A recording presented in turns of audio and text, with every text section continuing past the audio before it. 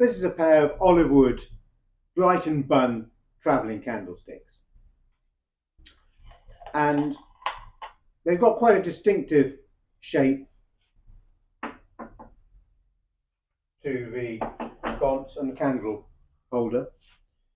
And when we see a pair of olive wood travel candlesticks, Brighton Buns, we know there's a very good chance that they would have been made in the Holy Land as souvenirs, practical souvenirs for pilgrims or travellers to places like Jerusalem. And in fact, some of them are inscribed Jerusalem even.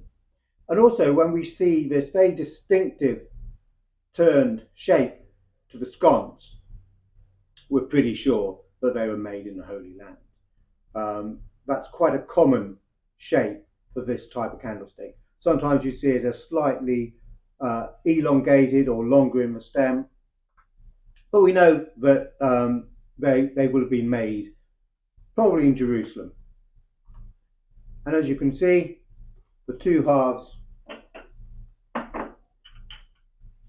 joined together.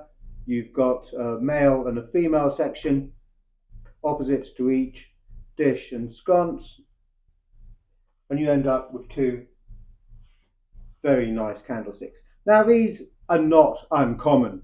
You do see quite a lot of them, but like with anything in life, there are good examples and not so good examples.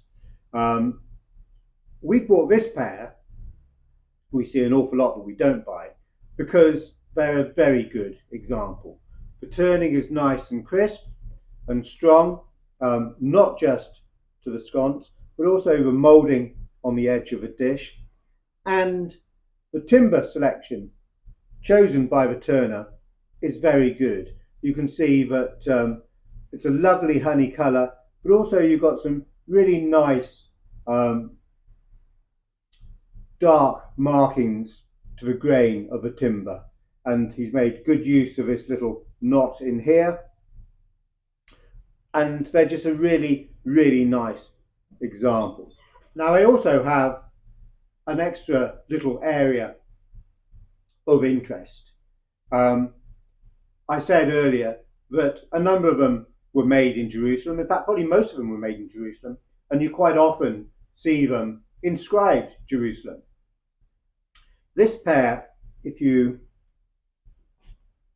look at the top of the sconces, are also marked Jerusalem, but in Old Hebrew. And we know it's Old Hebrew because around about 1890, another letter was put in, third from the end. So that helps us date these to approximately 1890, which just adds a little bit extra to them.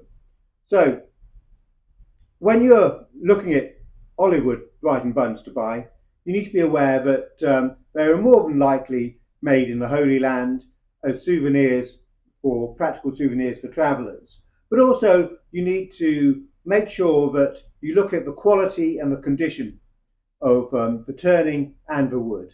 There are some not so good examples out there, and there are some very good examples out there.